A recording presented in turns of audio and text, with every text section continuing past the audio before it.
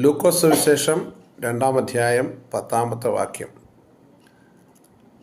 ദൂതൻ അവരോട്, ഭയപ്പെടേണ്ട, സർവ്വജനത്തിനും ഉണ്ടാകുവാനുള്ളൊരു മഹാസന്തോഷം ഞാൻ നിങ്ങളോട് സുവിശേഷിക്കുന്നു. കർത്താവായ ക്രിസ്തു എന്ന രക്ഷിതാവ് ഇന്ന് ദാവീദിൻ്റെ പട്ടണത്തിൽ നിങ്ങൾക്കായി ജനിച്ചിരിക്കുന്നു. ലോകം മുഴുവൻ സമാധാനമില്ലാതെ പ്രതിസന്ധികളിലൂടെ, യുദ്ധങ്ങളിലൂടെ, ക്ഷാമങ്ങളിലൂടെ, കാലാവസ്ഥ വ്യതിയാനത്തിലൂടെ ഒക്കെ കടന്നു പോകുമ്പോൾ ഒരു കാര്യം ഓർക്കണം, സർവ്വജനത്തിനും മഹാസന്തോഷമുണ്ടാകുവാൻ 2000-ൽ പരം വർഷങ്ങൾക്ക് മുമ്പ് കർത്താവായ യേശു ക്രിസ്തു ഈ ഭൂമിയിൽ ഒരു പൂർണ്ണ മനുഷ്യനായി ജന്മമെടുത്തു. എന്നാൽ കർത്താവായ യേശു ക്രിസ്തു അവൻ ജഡം സംബന്ധിച്ച് ദാവീദിൻ്റെ സന്തതിയിൽ നിന്ന് പിറന്നപ്പോൾ തന്നെ അവൻ്റെ ദൈവികത്വം, അവൻ പൂർണ്ണമായും ദൈവമാണ്.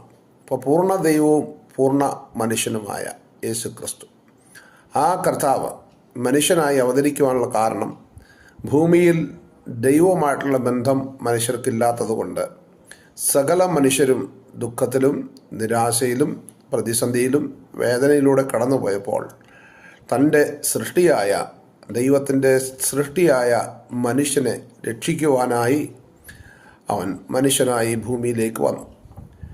അതാണ് ഇവിടെ ദൂതൻ അരുളി ചെയ്യുന്നത്, സർവ്വജനത്തിനും ഉണ്ടാവാനുള്ള ഒരു മഹാസന്തോഷം ഞാൻ നിങ്ങളോട് സുവിശേഷിക്കുന്നു.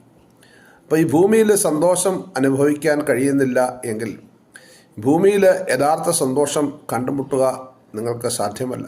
കാരണം ദൈവത്തിലല്ലാതെ യാതൊരു വ്യക്തിക്കും സമാധാനം പൂർണ്ണമായി കണ്ടെത്തുവാൻ കഴിയുന്നതല്ല. അതുകൊണ്ട് ഈ വചനം ഇന്നും വളരെ പ്രസക്തമാണ്. സർവ്വജനത്തിനും, ഒരു ജാതി വർണ്ണ മതവ്യത്യാസമില്ലാതെ സർവ്വജനത്തിനും ഉണ്ടാകുവാനുള്ള മഹാസന്തോഷം.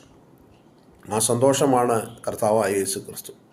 ആ യേശു ക്രിസ്തുവിലേക്ക് നിങ്ങൾ വിശ്വാസത്താൽ അടുത്തു വരുമ്പോൾ യേശു ക്രിസ്തുവിലൂടെ നിങ്ങൾക്ക് ആ മഹാസന്തോഷം അനുഭവിപ്പാൻ, ദൈവ കുടുംബത്തിൽ അംഗമായി തീരുവാൻ സാധിക്കും. അതുകൊണ്ട് പ്രിയമുള്ളവരെ, ഈ സദ്വർത്തമാനം നിങ്ങളുടെ ഹൃദയത്തിൽ നിങ്ങൾ ഏറ്റെടുക്കണം.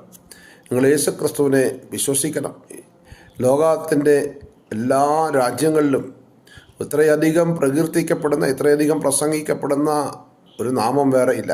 കർത്താവായ യേശു ക്രിസ്തുവിൻ്റെ ഈ നാമം ഒരു മാനുഷിക നിർമ്മിതമായ ഒരു കെട്ടുകഥയല്ല, മറിച്ച് ജീവൻ്റെ ആധാരമായ ക്രിസ്തു ജീവിക്കുന്നു. ആ ക്രിസ്തുവിലേക്ക് സ്വാഗതം.